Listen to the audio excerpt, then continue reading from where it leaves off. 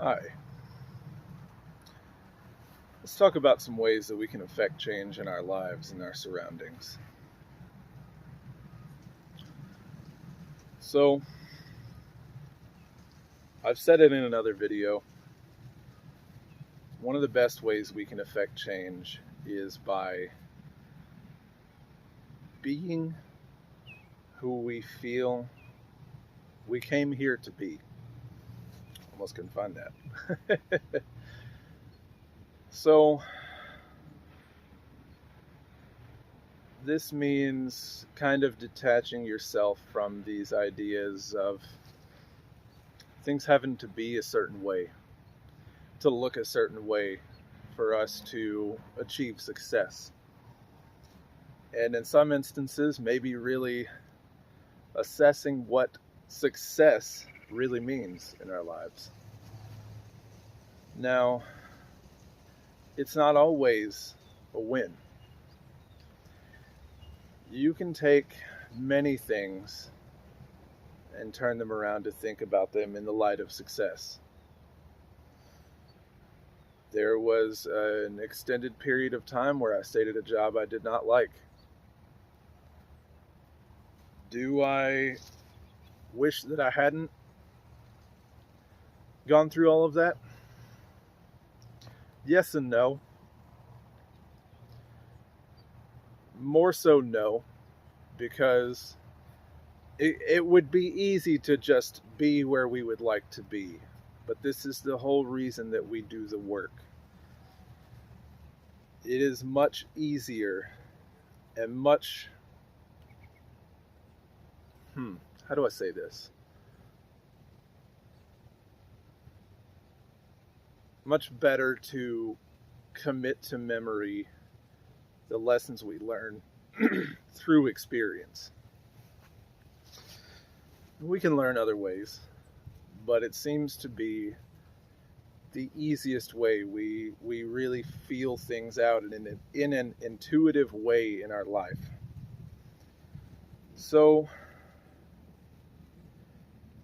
when we're considering these things, we really want to take stock of what we're going through.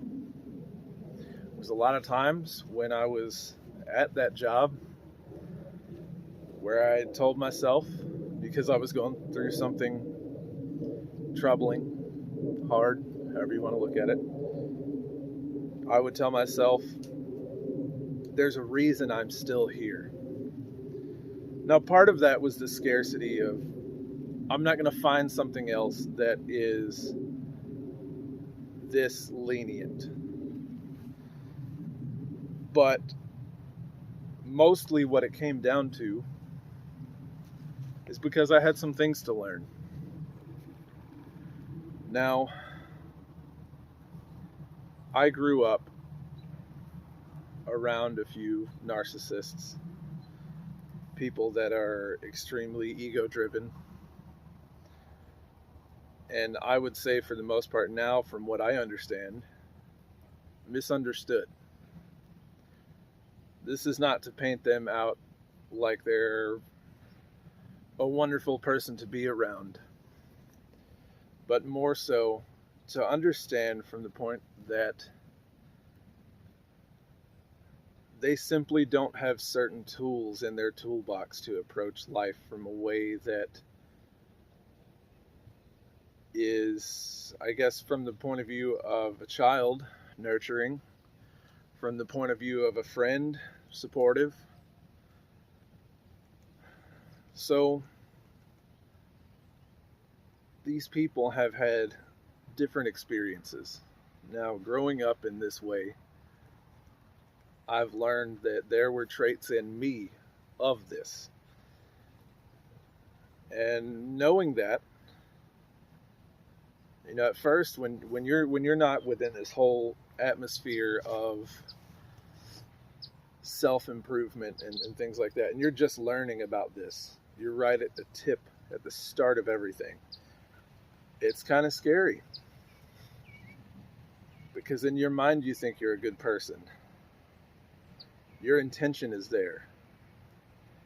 And while intention is extremely important, especially when working with magic and alchemy, it is not everything. We can have the best intention and go through our lives committing acts that are directly against that. So really, what we want to do is we want to take a look with the perspective of, if I'm not, I guess, if you're talking with yourself, if you're really thinking on this, why do I do things that don't align with what's in here? It's a pretty loaded question. It really takes a lot of thought and a lot of travel back into the times of our childhood or certain traumatic incidents. But that's what gets us through this. That was a big part of what I was going through at my job. So I was there for the most part to learn who I am and who I was and how I can be the person that I want to be up here and in here. And more so in here than in here.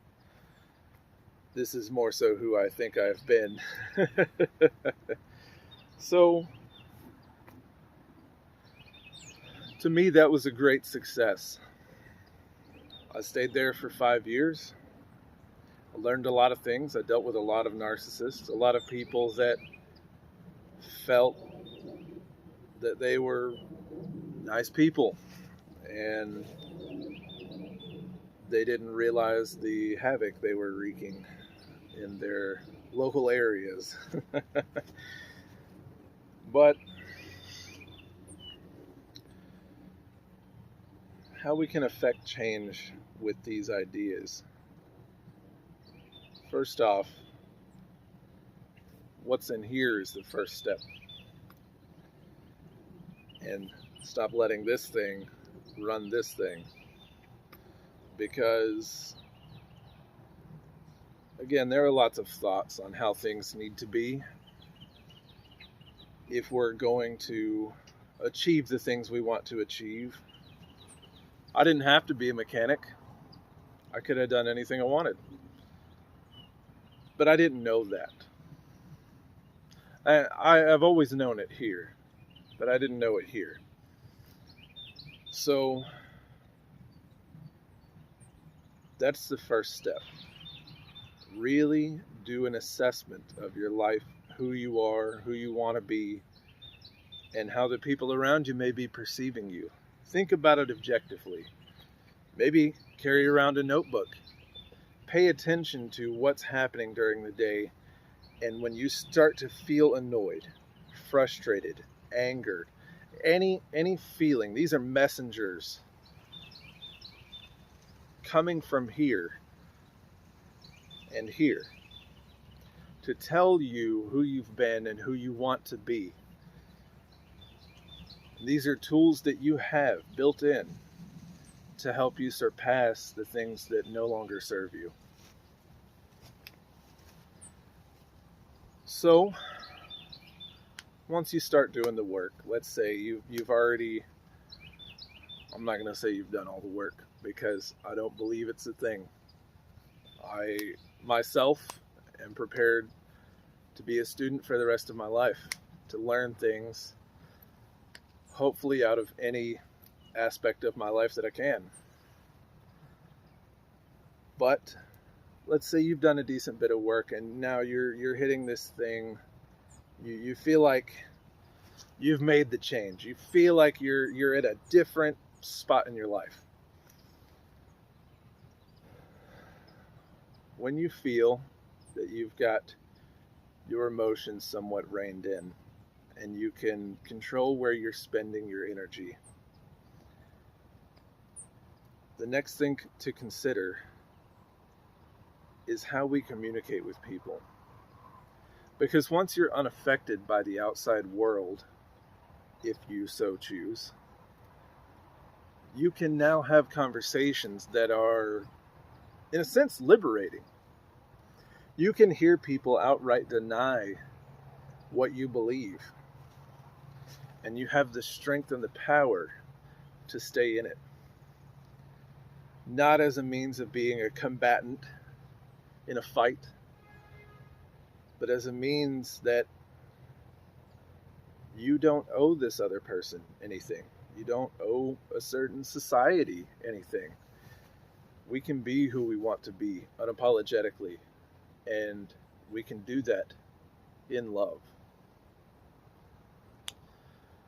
So just consider, in all aspects of your life, how you're approaching things, what limiting beliefs you may have instilled in this thing up here from your childhood, from past experiences, and really consider what you can do to move past this, to strengthen your heart and mind on this. I think that's all I've got for today.